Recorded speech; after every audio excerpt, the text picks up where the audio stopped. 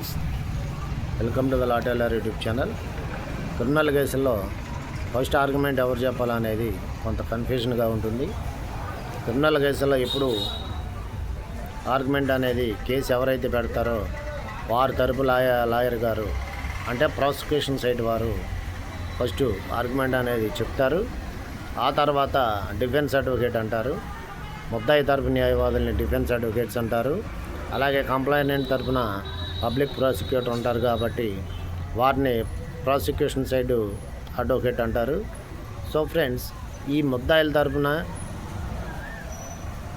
ముందు complainant case ఎవరైతే పెట్టారో వాళ్ళ తరపు న్యాయవాది పబ్లిక్ ప్రాసిక్యూటర్ కానీ లేదంటే ప్రైవేట్ న్యాయవాదిని ఎవరినైనా పెట్టుకుంటే అతను కానీ ఆర్గ్యుమెంట్ చెప్పాలి.